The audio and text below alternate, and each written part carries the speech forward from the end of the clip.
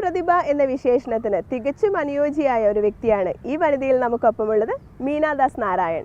എഴുത്തുകാരി, ചിത്രകാരി, film director തുടങ്ങി താൻ കൈവച്ച മേഖലകളിൽ എല്ലാം തന്നെ കയ്യൊപ്പ് ചാർത്തിയ മീനാദാസിന്റെ വിശേഷങ്ങൾ അടുത്തറിയാം ഈ വനിതയിലൂടെ.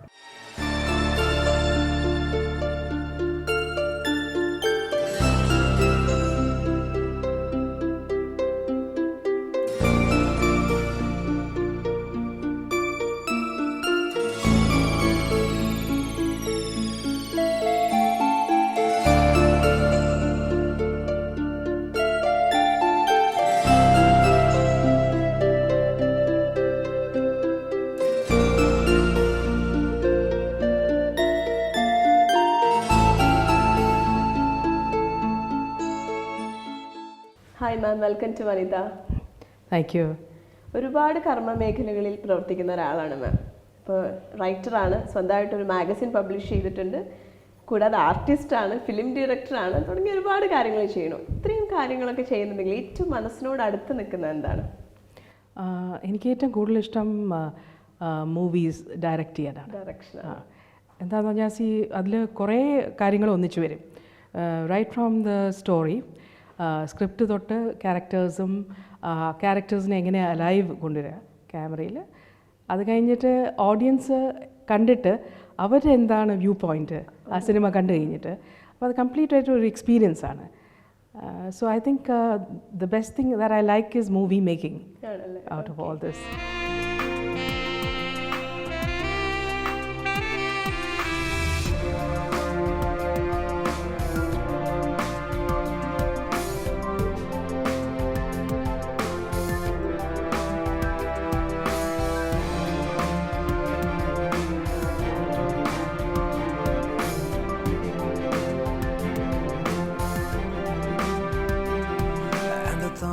Turn to flowers, wanna see us together. You take me high and higher.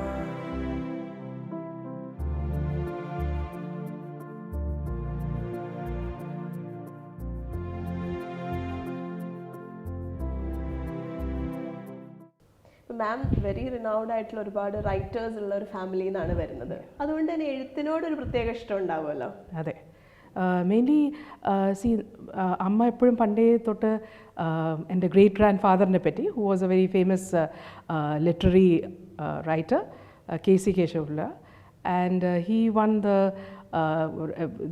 a lot of awards from the Maharaja, and എൻ്റെ ഗ്രാൻഡ് ഫാദറും വളരെ ഫേമസ് ആയിട്ടൊരു ഹിസ്റ്റോറിയനും നോവലിസ്റ്റായിരുന്നു. അപ്പോൾ ഇതെല്ലാം ഈ കഥകളെല്ലാം കേൾക്കുമ്പം റൈറ്റിങ്ങിനൊരു ഇൻട്രസ്റ്റ് വരുമായിരുന്നു. ആൻഡ് ദെൻ കൊച്ചിയിലെ തന്നെ പോയിട്രി കുറേ എഴുതുമായിരുന്നു. അങ്ങനെ എൻ്റെ ഫാമിലിയിൽ നിന്ന് എൻകറേജ്മെൻറ്റ് ഉള്ളതുകൊണ്ട് I moved into journalism and I study journalism and I became first journalist and then moved on. കൂടാതെ തന്നെ ഗൾഫിലെ ഏറ്റവും ഫേമസ് ആയിട്ടുള്ള ലക്ഷറി മാഗസിൻ ഗൾഫ് കൊനൈസർ, അതിൻ്റെ പിറവിക്ക് പിന്നിലൊരു കാരണം എന്താണ്? Since I started as a journalist, ഒരു കുറേ എക്സ്പീരിയൻസ് കഴിഞ്ഞപ്പോൾ ഞാൻ ദുബായ് മൂവ് ചെയ്തു. അവിടെ ന്യൂസ് പേപ്പേഴ്സിലെല്ലാം വർക്ക് ചെയ്ത് കഴിഞ്ഞപ്പം എന്തോ ഒരു ഫീലിംഗ്, ഒരു ഫ്രസ്ട്രേഷൻ ഉണ്ടായിരുന്നു. ശരിക്കായിട്ട് നല്ലൊരു മാഗസീൻ ഇല്ല, ഒരു ഗുഡ് ക്വാളിറ്റി മാഗസീൻ ഇല്ല. അപ്പോൾ അതിന് എനിക്ക് ഇൻട്രസ്റ്റ് ഉണ്ടായിരുന്നു, പക്ഷേ എനിക്ക് അത്ര ഫിനാൻസ് ഇല്ലായിരുന്നു. So I joined hands with a local partner and decided to start Gulf Connoisseur, and adappo 10 years I. Then after a few years the magazine became quite successful, and appo ente partner vannu, now we want to sell the magazine, so are you interested in buying it? Angane complete aayittu I bought the magazine, and then നമ്മൾ കുറച്ചുകൂടി develop ചെയ്യാൻ തുടങ്ങി. അതിൻ്റെ അവിടെ ഒരു വലിയ Russian population ഉണ്ട്. അപ്പോൾ റഷ്യൻസിന് വേണ്ടിയായിട്ട് ഒരു റഷ്യൻ മാഗസീൻ സ്റ്റാർട്ട് ചെയ്തു, same edition. And also in Qatar വളരെ ഡെവലപ്പ് ചെയ്യുന്നുണ്ട്. ഖത്തറിലും നമ്മൾ വേറൊരു മാഗസീൻ, ഒരു ബൈലിംഗ്വൽ അറബിക് മാഗസീൻ സ്റ്റാർട്ട് ചെയ്തു. അതും ഇപ്പം 3 കൊല്ലം കഴിഞ്ഞ് ഇറ്റ്സ് ക്വൈറ്റ് സക്സസ്ഫുൾ മാഗസീൻ. മാഗസീനിൽ കൂടുതലായിട്ട് എന്തൊക്കെ കാര്യങ്ങളാണ് കൈകാര്യം ചെയ്യുന്നത്? പബ്ലിഷറായിട്ട് there's a lot of responsibility. നമുക്ക് പ്രിൻറ്റിങ്ങിൻ്റെ ക്വാളിറ്റി നോക്കണം, പിന്നെ ആർട്ടിക്കിൾസ് എല്ലാം വളരെ ഹൈ ക്വാളിറ്റി ആയിരിക്കണം. പിന്നെ നമുക്കൊരു വലിയ ഒരു ഗുണമുള്ള ഇതൊരു ലക്ഷറി ടൈറ്റിൽ ആയതുകൊണ്ട് എന്തും എവിടെയും വേൾഡിൽ റിലീസ് ചെയ്യുമ്പം ആദ്യം വിളിക്കുന്നത് നമ്മളെ അത് ട്രൈ ചെയ്യാൻ.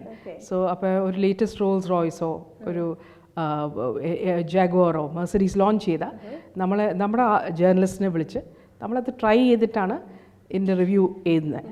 അങ്ങനെ നമുക്ക് വേൾഡിൽ എന്താണ് ലക്ഷറി മാർക്കറ്റിലുള്ള അത് മുഴുവൻ നമുക്ക് എക്സ്പീരിയൻസ് ചെയ്തിട്ട് ആ എക്സ്പീരിയൻസ് നമുക്ക് റീഡേഴ്സിന് കൺവേ ചെയ്യാനുള്ള ആ ഒരു അതോറിറ്റി ഉണ്ട്. അപ്പോൾ അങ്ങനെ ഈ മാഗസീൻ ഡെവലപ്പ് ചെയ്ത് വന്നപ്പം 10 ഇയേഴ്സിൽ നമുക്ക് 2 ഗോൾഡ് അവാർഡാണ് ദുബായ് ചേംബർ ഓഫ് കോമേഴ്സിന് പ്രിൻറ്റ് മീഡിയയിൽ നിന്ന് കിട്ടിയത് ഫോർ ബെസ്റ്റ് ക്വാളിറ്റി. അപ്പോൾ അത് വലിയൊരു ഫെദർ ഇൻ ദ ക്യാപ്പായിരുന്നു. So other than writing and this thing, publishing itself is a big job. ഈ അടുത്ത് മാം ചെയ്തൊരു ട്രാൻസ്ലേഷൻ MKK നായരുടെ ഓട്ടോബയോഗ്രാഫി അത് ഏറെ ശ്രദ്ധിക്കപ്പെടുകയും ചെയ്തല്ലോ, അതിനെക്കുറിച്ച് എന്താ പറയാനുള്ളത്? ഈ ബുക്ക് വളരെ ഇമ്പോർട്ടൻ്റ് ആണ്. എന്താണെന്ന് പറഞ്ഞാൽ ഇത് ആദ്യം മലയാളത്തിലാണ് വന്നത്. അപ്പോൾ ഈ എൻ്റെ അങ്കിള് ജീവിച്ച സമയം അതൊരു വളരെ ഇമ്പോർട്ടൻറ്റ് ഹിസ്റ്റോറിക്കൽ ഇയർ ആയിരുന്നു. ആ സമയത്ത് ജവഹർലാൽ നെഹ്റുവും വല്ലഭായ് പട്ടേലുള്ള സമയമായിരുന്നു. അപ്പോൾ ഈ എക്സ്പീരിയൻസസ് മുഴുവൻ എൻ്റെ അങ്കിള് ആ ബുക്കിൽ കൺവേ ചെയ്തിട്ടുണ്ട്. പക്ഷേ അതൊരു ലിമിറ്റഡ് ഓഡിയൻസ് ആയതുകൊണ്ട് മലയാളീസിന് മാത്രമായതുകൊണ്ട് എനിക്ക് തോന്നി അത് വളരെ ലിമിറ്റഡ് ആണ്. അപ്പോൾ അത് ഇംഗ്ലീഷിൽ എഴുതിയാൽ കുറച്ചുകൂടെ ആൾക്കാർക്ക് അത് വായിക്കാൻ പറ്റുന്ന തോന്നി. അങ്ങനെ 2009 തുടങ്ങി. പക്ഷേ അതിൻ്റെ ഇടയ്ക്ക് കുറേ ഞാൻ ഡോക്യുമെൻ്ററി സിനിമ എല്ലാം ചെയ്തുകൊണ്ട് കുറച്ച് സമയമെടുത്തു അത് പുറത്തു കൊണ്ടുവരാൻ. പിന്നെ ഒരു ഗ്രൂപ്പ് ഓഫ് പീപ്പിളുടെ ഇരുന്ന് ട്രാൻസ്ലേറ്റ് ചെയ്ത് അതിനെ ജസ്റ്റ് ലാസ്റ്റ് മന്ത് നമ്മൾ ഫിനിഷ് ചെയ്തു. And we had the honor of Narendra Modi releasing the book in Ahmedabad. Okay. Book release ചെയ്തപ്പോൾ ഉണ്ടായ ഒരു റെസ്പോൺസ് എങ്ങനെയായിരുന്നു? ആ ബുക്ക് പിന്നെ ഇറങ്ങുന്ന മുമ്പ് തന്നെ ഇതിനെപ്പറ്റി മെൻഷൻ ചെയ്തപ്പം സോഷ്യൽ മീഡിയയിലെല്ലാം ഭയങ്കര റെസ്പോൺസ് ആയിരുന്നു. ആൾക്കാർ ആ ബുക്ക് ചെയ്യാൻ വേണ്ടി തന്നെ എല്ലാവരും അവരെ ജിമെയിൽ തന്നു ആൻഡ് ബാങ്ക് അക്കൗണ്ടും എല്ലാം ചോദിക്കുകയായിരുന്നു. എന്താണെന്ന് പറഞ്ഞാൽ എല്ലാവർക്കും ക്യൂരിയോസിറ്റി ഉണ്ടായിരുന്നു എന്താണ് ട്രൂത്ത്. അപ്പോൾ ആ സമയത്ത് അങ്കിൾ എഴുതിയിരിക്കുന്നത് എന്താണെന്ന് പറഞ്ഞാൽ without any bias he has written about എന്താണ് വിറ്റ്നസ് ചെയ്തത്. അപ്പോൾ അതിൽ ആരെയും ഫേവർ ചെയ്തിട്ടില്ല. നൈദർ നെഹ്റുവിനെ ഫേവർ ചെയ്തിരിക്കുന്നു, വല്ലഭായ് പട്ടേലിനെ ഫേവർ ചെയ്തു. He just narrated what he so. അപ്പോൾ ഇതിനെ പറ്റി കുറേ കോൺട്രവേഴ്സി എൻ്റെ ഇടയ്ക്ക് വന്നു. അപ്പോൾ ഒരു ലീഡിങ് ജേർണലിസ്റ്റ് എഴുതിയിരുന്നു ഇങ്ങനെ ഇത് എഴുതിയിരിക്കുന്ന എല്ലാം കള്ളത്തരാണ് ആൻഡ് പിന്നെ ഈ അഡ്വാനി ബ്ലോഗിൽ എഴുതിയും ചെക്ക് ചെയ്യാതെയാണ് എഴുതിയിരിക്കുന്നതെന്ന്.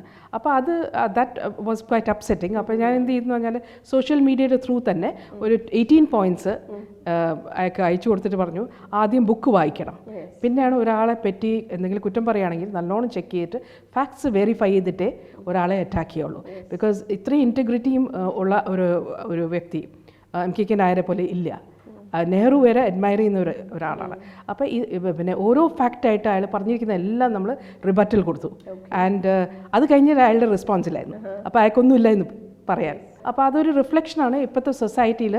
ചില ജേർണലിസ്റ്റ് ഒന്നും ചെക്ക് ചെയ്യാതെ അവരെന്ത് വേണിച്ചാൽ പബ്ലിക് ഫോറമിൽ ത്രൂ ബ്ലോഗ്സ് അല്ലെങ്കിൽ newspapers they write their opinion without checking facts. Ma'am നേരത്തെ പറഞ്ഞല്ലോ ചെറുപ്പത്തിൽ കഥ കേൾക്കുമ്പോൾ പോലും വിഷ്വലായിട്ടാണ് കാണാറുണ്ടായിരുന്നതെന്ന്. ആ ഒരു ഇഷ്ടമാണോ പിന്നീട് സിനിമയായിട്ട് വന്നത്? നമ്മൾ ചെറുതായിരുന്നപ്പോൾ തന്നെ അച്ഛൻ്റെ വീട്ടിൽ തറവാട് വീട്ടിൽ തന്നെ എപ്പോഴും കഥകളി ഉണ്ടാവുമെന്ന്. അപ്പോൾ അത് കണ്ട് നമ്മളോട് കഥയെല്ലാം പറഞ്ഞപ്പോൾ നമുക്ക് അതിൽ ഇൻട്രസ്റ്റ് വന്നിട്ട് അതിങ്ങനെ as we grew up the interest became even more. പക്ഷേ എന്ത് പറ്റിയെന്ന് പറഞ്ഞാൽ നമ്മളുടെ മലയാളികൾ കഥകളി മറക്കാൻ തുടങ്ങി.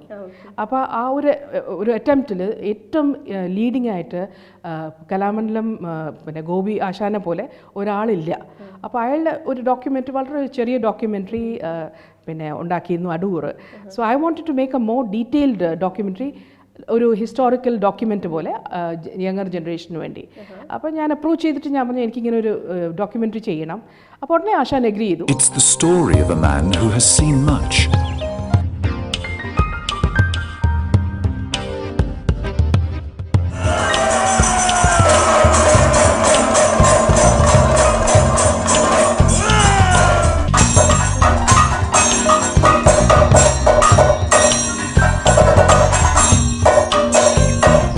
കുട്ടിക്കാലം മുതൽക്ക് കൂട്ടുകൂടിയിട്ട് ബീഡി വലി പഠിച്ചിരുന്നു. അപ്പോൾ ബീഡി വലി പഠിക്കണം എന്നാഗ്രഹമുണ്ട്, വാങ്ങിക്കാൻ കാശുമില്ല. അയാളുടെ life pros and cons because he became alcoholic. അതെല്ലാം നമ്മൾ ക്യാപ്ചർ ചെയ്തിട്ട് ആ ഒരു എങ്ങനെയാണ് ഒരു കഥകളി ആർട്ടിസ്റ്റ് ടോപ്പിലെത്തിയിട്ട് പിന്നെ താഴോട്ട് പോയിട്ട് പിന്നെയും വീണ്ടും തിരിച്ചു വരുന്നിട്ട് ടോപ്പ് ഓഫ് ദ ഫീൽഡ് വരുന്ന അങ്ങനെ ഒരു ഡോക്യുമെൻ്ററിയാണ്. അത് നമുക്ക് കേരള സ്റ്റേറ്റ് അവാർഡ് കിട്ടി 2010.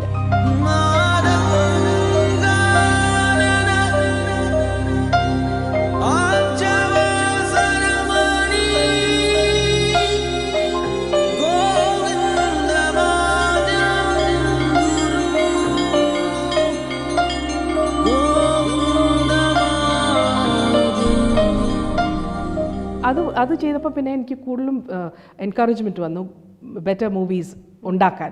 അപ്പോൾ അങ്ങനെയാണ് ഞാൻ സെക്കൻഡ് ഫിലിം ചെയ്തത്, ഡാർക്ക്നെസ് ഓഫ് നൈറ്റ്. അത് based on another art form in Karnataka, Yakshagana. അതും പറഞ്ഞ പോലെ അവിടെ കർണാടകയിലെ നമ്മൾ പൊതുവേ കോളേജ് സ്റ്റുഡൻസിനോട് എല്ലാം ചോദിച്ചാൽ യക്ഷഗാനയെ പറ്റി ചോദിച്ചാൽ അവർക്കൊന്നും അതിനെപ്പറ്റി അധികം അറിവില്ല. അപ്പോൾ ഞാൻ ചോദിച്ചു, അവിടുത്തെ നമ്മൾ കലാമണ്ഡ ഗോപിയെ പോലത്തെ അവിടുത്തെ ഒരു വളരെ ഫേമസ് ആയിട്ട് ശിവാനന്ദ ഹെഗ്ഡേയിലൂടെ വർക്ക് ചെയ്ത് അതിനെ ഒരു ഫുൾ ഫ്ലെജ്ഡ് ഫിലിം, ഒരു ലവ് സ്റ്റോറി ആയിട്ട് കണക്ട് ചെയ്ത് അതിപ്പോൾ നമ്മൾ ഇറക്കാൻ പോവുകയാണ് ആ സിനിമ. It's called darkness of night. അത് 3 ലാംഗ്വേജിലാണ്, Kannada, Malayalam and English. Thought my life would be easy, and I swam into it with ease. But as the tide rose high, my strokes became more tiring. Within me searched out about myself, and I just wanted to give up, and I met you. നേരത്തെ സൂചിപ്പിച്ചതുപോലെ fade ആയിക്കൊണ്ടിരിക്കുന്ന കലകളെ ഒന്നുകൂടി പുറത്തു കൊണ്ടുവരാനും യങ്സ്റ്റേഴ്സിനെ ഒന്നുകൂടി കലകളിൽ encourage ചെയ്യാനും കൂടി ആയിരിക്കുമല്ലോ ബാംഗ്ലൂർ ക്ലബ്ബ് തുടങ്ങിയത്. അതിൻ്റെ പ്രവർത്തനങ്ങളെ കുറിച്ചൊന്ന് പറയാമോ?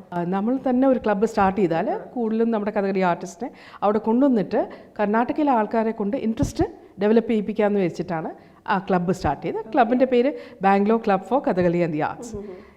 അപ്പോൾ എൻ്റെ മുൻകൈ എടുത്ത എൻ്റെ അമ്മയാണ് ലളിത ദാസ്, ആൻഡ് കഥകളി പഠിച്ചതാണ് അമ്മ.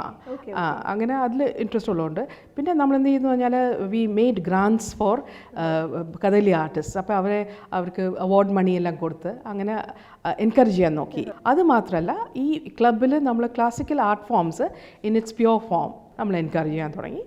ആൻഡ് സോ ഇതിപ്പം 4 കൊല്ലമായിട്ട് ഇപ്പോൾ വളരെ പോപ്പുലറായി. പോയിട്രി നമ്മൾ വിഷ്വലൈസ് ചെയ്യുകയാണെങ്കിൽ അത് ആർട്ടാവും. ആ ആർട്ടിൽ നമ്മൾ ക്യാരക്ടേഴ്സിനെ എല്ലാം ആഡ് ചെയ്താൽ അത് മൂവിയിലോട്ട് പോകും. അപ്പോൾ each one is N extension of the other. അപ്പോൾ നമുക്ക് ഇൻട്രസ്റ്റ് ഉണ്ടെങ്കിൽ നമ്മൾ ഓരോന്നായിട്ട് നമ്മൾ ഡെവലപ്പ് ചെയ്യും.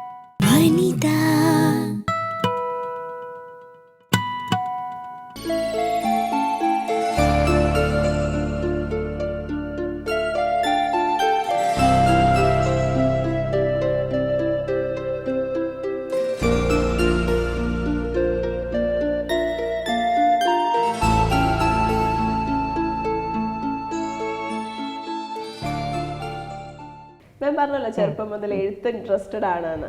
കവിതകളിലും ഒരുപാട് ഇൻട്രസ്റ്റഡ് ആണെന്ന് അറിയാം. ഏത് തരം വിഷയങ്ങളാണ് കൂടുതൽ കവിതകളിൽ കൊണ്ടുവരാറ്? പോയിട്രി സാധാരണ എഴുതുന്ന ഏറ്റവും റിലാക്സ്ഡ് ആകുമ്പോഴാണ്, മൈൻഡിൽ വേറൊന്നും ഇല്ലാത്തപ്പോഴാണ് പോയിട്രി ശരിക്കും വരുന്നത്. ആ സമയത്ത് ഇറ്റ് കുഡ് ബി എനിത്തിങ്, വെറുതെ കുറച്ച് ബേർഡ്സോ നേച്ചറിനെ കണ്ടാൽ തന്നെ you tend to write poetry. പക്ഷേ ആ പോയിട്രിയുടെ പുറകെ ഫിലോസഫി ഉണ്ട് ലൈഫിൻ്റെ.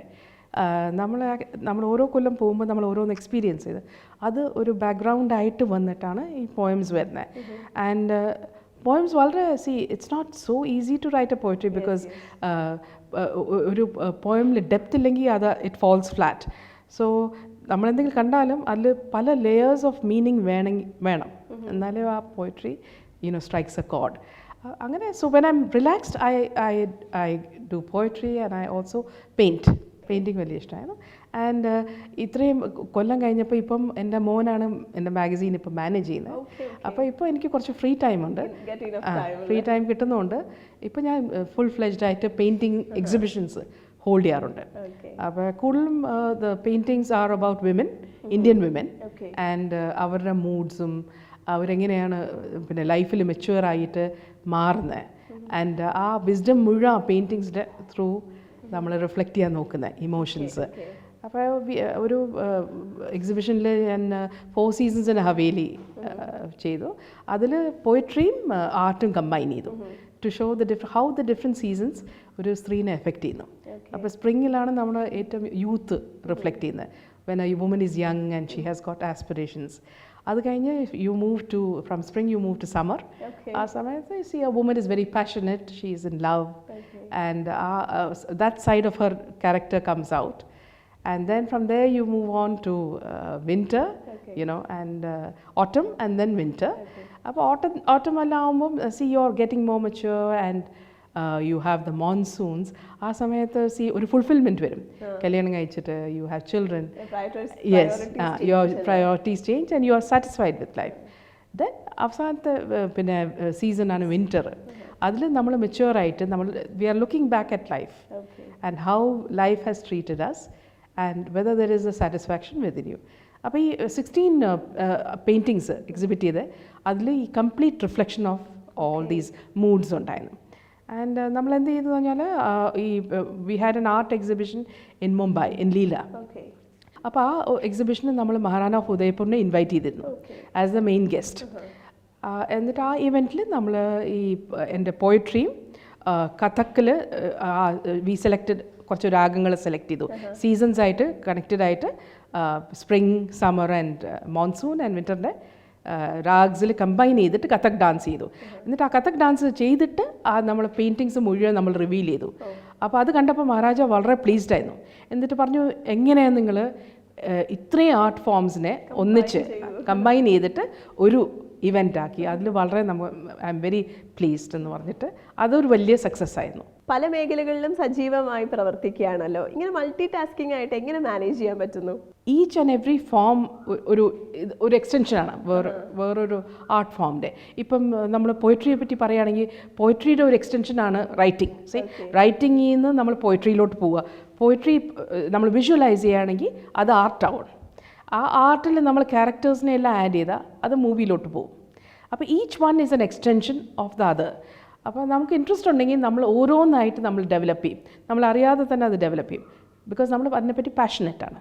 അങ്ങനെയാണ് സ്ലോ ആയിട്ടാണ് ഇത് സ്റ്റാർട്ട് ചെയ്തത്. പക്ഷേ ഇത് എല്ലാം കൂടെ ഒന്നിച്ച് വരുമ്പോൾ ആൾക്കാർക്ക് കുറച്ചൊരു സർപ്രൈസ് ആവും. How many things are you doing, but actually it is A extension of the other and I find time for that now. മാമിന് ലഭിച്ചിട്ടുള്ള അംഗീകാരങ്ങളെ കുറിച്ചൊന്ന് പറയാമോ? ഫസ്റ്റായിട്ട് ഒരു അവാർഡ് കിട്ടിയ ഘർഷോം എന്ന് പറഞ്ഞൊരു അവാർഡ് ഉണ്ടായിരുന്നു, വുമൻ ഓഫ് എക്സലൻസ് എന്ന് പറഞ്ഞിട്ട്. അപ്പോൾ അവർ എല്ലാ കൊല്ലം ഇൻ്റർനാഷണലായിട്ട് ആൾക്കാരെ സെലക്ട് ചെയ്യും. അപ്പോൾ that was my first award. അവർ പറഞ്ഞു വുമൻ ഓഫ് എക്സലൻസ് എന്ന് പറഞ്ഞിട്ട് എല്ലാ ഫീൽഡ്സിലുമായിട്ട്. അങ്ങനെ ആ അവാർഡ് തന്ന വീരപ്പ മൊയ്ലിയാണ് ബാംഗ്ലൂരിൽ. പിന്നെ അത് കഴിഞ്ഞിട്ട് from the prince's of Trivandrum I received the Sri Ratna Award for excellence in all fields as an expatriate. And അത് കഴിഞ്ഞ് then recently ഒരു ഗ്ലോബൽ ഇന്ത്യൻ ഫോറം ഉണ്ട്. So they also recognise me in Dubai. അവർ ആദ്യത്തെ event ആയിരുന്നു ദുബായിൽ. അപ്പോൾ അവർ recognise ചെയ്തിട്ട് പറഞ്ഞു എല്ലാം ഫീൽഡിലും specially in publishing one of the most luxurious magazines Gulf കോർണേഴ്സിൻ്റെ ആയിട്ട് അങ്ങനെ ഒരു അവാർഡൊക്കെ കിട്ടി. So these awards are actually a lot of encouragement because they make me feel I need to do much more in life. എല്ലാ പുരുഷന്റെ വിജയത്തിന് പിന്നിലും ഒരു സ്ത്രീ ഉണ്ടെന്നാണ് ഒരു ചൊല്ല്. മാമിന്റെ കാര്യത്തിൽ എനിക്ക് തോന്നുന്നത് തിരിച്ചു പറയാമെന്നല്ലേ? ശരിയാണ്. ബിക്കോസ് എൻ്റെ ഹസ്ബൻഡ് കുറേ എന്നെ എൻകറേജ് ചെയ്യും. ആൻഡ് എന്ത് ചെയ്താലും അതിൽ കുറേ ക്വസ്റ്റ്യൻസ് എല്ലാം ചോദിച്ച് അങ്ങനെ എനിക്കെന്തെങ്കിലും ഡൗട്ട് ഉണ്ടെങ്കിൽ അതെല്ലാം ക്ലാരിഫൈ ചെയ്യും. പക്ഷെ പൊതുവേ ഞാൻ പറയും ഒരു സ്ത്രീക്ക് ഒരു പുരുഷൻ്റെ എൻകറേജ്മെൻറ്റ് ആവശ്യമില്ല. അവർക്ക് തന്നെ അവരുടെ കാലിൽ നിൽക്കാൻ പറ്റും. അതിന് she has to develop her own strength. Husband encouragement ഉണ്ടെങ്കിൽ അതൊരു ബോണസ്. അതെ, നമ്മുടെ പെണ്ണുങ്ങൾ കൂടുതലും എക്സ്റ്റീരിയർ ആണ് നോക്കുന്നത്. എത്ര സ്വർണ്ണമാണ് ഇടുന്നത്, എത്ര ഇതാണ് ഇടുന്നത്, എന്ത് ടൈപ്പ് ഓഫ് ഡ്രസ്സാണ് ഇടുന്നത്. അവർ ശരിക്കും ഉള്ളിലുള്ള ഡെവലപ്മെൻറ്റ് കുറവാണ്.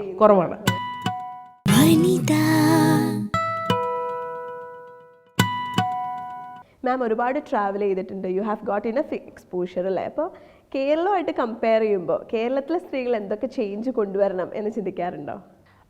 പൊതുവേ കാണുന്ന നമ്മൾ മലയാളം ചാനൽസിലും മലയാളം ടെലിവിഷനിൽ കാണുമ്പം നമുക്ക് പൊതുവേ തോന്നുന്നത് എന്താണെന്ന് പറഞ്ഞാൽ നമ്മുടെ പെണ്ണുങ്ങൾ കൂടുതലും എക്സ്റ്റീരിയർ ആണ് നോക്കുന്നത്. എത്ര സ്വർണ്ണമാണ് ഇടുന്നത്, എത്ര ഇതാണ് ഇടുന്നത്, എന്ത് ടൈപ്പ് ഓഫ് ഡ്രസ്സാണ് ഇടുന്നത്.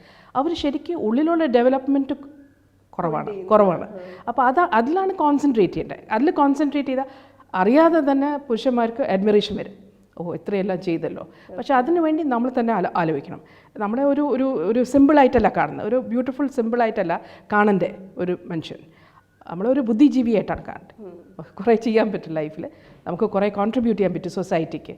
ആ ഒരു ആറ്റിറ്റ്യൂഡ് നമ്മുടെ കേരളയിൽ അത് വരണം. എന്നാലേ നമ്മുടെ ഗേൾസ് കുറച്ചുകൂടെ ബോൾഡും കുറച്ചുകൂടെ സ്ട്രോങ് ആവുള്ളൂ. ഒരുപാട് കാര്യങ്ങൾ ഇങ്ങനെ ചെയ്യാൻ മോട്ടിവേഷനായിട്ട് ആരെങ്കിലും ലൈഫിൽ ഇൻസ്പയർ ചെയ്തിട്ടുണ്ടോ? എനിക്ക് കുറേ അങ്ങനത്തെ എൻകറേജ് ചെയ്യുന്ന കുറേ ആൾക്കാരുണ്ട്. അതിലെനിക്ക് മോസ്റ്റ് ഇമ്പോർട്ടൻ്റ് ആയിട്ട് ഒന്ന് എൻ്റെ അങ്കിളായിരുന്നു. എൻ്റെ അങ്കിളും എൻ്റെ ഫാദറും. പിന്നെ CP കൃഷ്ണൻ നായർ ഓഫ് ലീല. ഏറ്റവും ഇമ്പോർട്ടൻ്റ് ഒരു സക്സസിൻ്റെ പിന്നിലൊരു കാര്യം എന്താണെന്ന് പറഞ്ഞാൽ നമ്മൾ ഇന്നത്തേക്ക് വേണ്ടി ജീവിക്കുക. ഈ ഒരു ദിവസത്തിൽ നമുക്ക് എത്രയാണ് ചെയ്യാൻ പറ്റുന്നത് അത് മാക്സിമമായിട്ട് 100% നമ്മൾ ഇട്ടാൽ അത് നമുക്ക് ബെനിഫിറ്റായിട്ട് വരും. നമ്മുടെ past is not important, future important അല്ല. പക്ഷേ ഇന്ന് നമുക്ക് ജീവിച്ചിട്ട്, ബിക്കോസ് ഇത്രയും കൊല്ലം ഉള്ളൂ ഒരു മനുഷ്യന്, ഇത്രയും ജീവിക്കാൻ പറ്റുള്ളൂ. പക്ഷെ ആ കൊല്ലത്തിൽ എത്ര ഒരാൾക്ക് ചെയ്യാൻ പറ്റുന്നത് അത്ര മാക്സിമം ചെയ്യണം. എന്നിട്ടേ നമ്മൾ വിട്ടുപോയാലും അതൊരു മെമ്മറിയായി ആൾക്കാർ ഓർക്കും. ഒരു ഇങ്ങനെ ഒരാൾ കുറേ ചെയ്തിട്ട് പോയി, അത് ആ ഒരു മെമ്മറി വിട്ടാൽ then you are successful in life. ഇനി മാമിൻ്റെ ഒരു ഡ്രീം എന്താണ്? ഇപ്പം എനിക്ക് വളരെ മെയിനായിട്ട് തോന്നുന്നത്, ഇന്ത്യയിൽ നമുക്ക് കുറേ ചാരിറ്റി ചെയ്യാൻ പറ്റും. അപ്പോൾ വേറെ അസോസിയേഷൻസ് ആയിട്ട് ജോയിൻ ചെയ്തിട്ട് നമുക്ക് എന്താണ് ഇല്ലാത്ത, ഇപ്പോൾ കുട്ടികൾ കുറേ ഓർഫനേജസ് ഉണ്ട്, അവരെല്ലാം നമ്മളെങ്ങനെ എൻകറേജ് ചെയ്തിട്ട് കുറച്ചുകൂടെ മുമ്പോട്ട് ലൈഫിൽ കൊണ്ടുപോകും. അപ്പോൾ അതിന് ഗ്രൂപ്പ്സ് ഫോം ചെയ്തിട്ട് നമുക്കിനി എന്താ സൊസൈറ്റിക്ക് എന്താ തിരിച്ചു കൊടുക്കട്ടെ. ഇത്രയും നമുക്ക് സൊസൈറ്റി തന്നിട്ടുണ്ട്, അപ്പോൾ നമ്മൾ തിരിച്ചെന്താ സൊസൈറ്റിക്ക് കൊടുക്കണ്ടേ, അതാണ് നെക്സ്റ്റ് എൻ്റെ എയിം. അതിന് I will be working towards that. ഒരുപാട് മേഖലകളിൽ സക്സസ്ഫുള്ളായി നിൽക്കുന്ന ഒരാൾ എന്ന നിലയിൽ മാമിന് വരും തലമുറയോട് എന്താ പറയാനുള്ളത്? ഞാൻ UAE പോയപ്പം ഇങ്ങനെ ഒരു മാഗസീൻ മൈൻഡിലുണ്ടായിരുന്നു. പക്ഷേ ആ സമയത്ത് ഏറ്റവും കൂടുതൽ മൊണോപ്പൊളി ബ്രിട്ടീഷേഴ്സിനായിരുന്നു. അവരുടെ ഫീലിംഗ് എന്തായിരുന്നു, ഇംഗ്ലീഷ് മാഗസീൻസ് അവരുടെ ഡിപ്പാർട്ട്മെൻറ്റാണ്, വേറെ ആർക്കും ഇതിൽ എക്സൽ ചെയ്യാൻ പറ്റില്ല. അപ്പോൾ ഇങ്ങനെ ഒരു ക്വാളിറ്റി മാഗസീൻ കൊണ്ടുവന്നപ്പം ആദ്യം കുറേ ഒരു ഇൻഡിവിജ്വലായിട്ട് എനിക്ക് കുറേ ഹേർഡിൽസ് ഉണ്ടായിരുന്നു, കുറേ പ്രോബ്ലംസ് ഉണ്ടായിരുന്നു, എല്ലാം ഫേസ് ചെയ്തു. പക്ഷേ ഈ പ്രോബ്ലംസ് എല്ലാം ഫേസ് ചെയ്ത് കഴിഞ്ഞ് ഓരോ സ്റ്റേജിൽ നമുക്കിങ്ങനെ ഓരോ അക്യുലേറ്റ്സ് കിട്ടി തുടങ്ങിയപ്പം ഈ മാഗസീൻ നന്നായപ്പം പിന്നെ ആൾക്കാർക്ക് ബോധം വന്നു, ഇങ്ങനെ ഒരു ഇന്ത്യൻ ലേഡിക്ക് ഇത് ചെയ്യാൻ പറ്റും and can prove it can be the best magazine in the world. അപ്പോൾ ഇപ്പോൾ ഈ മാഗസീൻ അമേരിക്കയിലെല്ലാം പോകുമ്പോൾ അമേരിക്കൻ പ്രൊഫസേഴ്സ് പറയുന്നത് അവർ ഇതൊരു സ്റ്റാൻഡേർഡായിട്ട് സെറ്റ് ചെയ്തിരിക്കുകയാണ് സ്റ്റുഡൻസിനെ പഠിപ്പിക്കാൻ, എങ്ങനെയാണ് ഒരു നല്ല മാഗസീൻ ഉണ്ടാക്കുക, അതിനെന്താണ് ക്രൈറ്റീരിയ. അപ്പോൾ ഈ ബുക്ക് തന്നെ ഒരു സബ്ജക്റ്റാണ് ഓഫ് ഡിഫറെൻറ്റ് ജേർണലിസം കോഴ്സസ്. അതെ, അങ്ങനെ അപ്പോൾ ഏത് ഇൻഡിവിജ്വലിനും കുറച്ച് സ്ട്രഗിൾ ചെയ്താലും, പക്ഷേ ആ സ്ട്രഗിളിൽ നിന്ന് വി ക്യാൻ അച്ചീവ് കുറേ കാര്യങ്ങൾ അച്ചീവ് ചെയ്യാൻ പറ്റും. പക്ഷേ അതിനുവേണ്ടി സ്ട്രെങ്ത്തും ഡിറ്റർമിനേഷനും വേണം. മാം ഇപ്പോൾ ഉള്ളതുപോലെ തന്നെ ഫുൾ സ്വിങ്ങോട് കൂടി വളരെ സക്സസ്ഫുള്ളായി മുന്നോട്ട് പോകാൻ സാധിക്കട്ടെ. ഇത്രയും വിശേഷങ്ങൾ വനിതയ്ക്കായി പങ്കുവച്ചതിന് താങ്ക് യു സോ മച്ച്.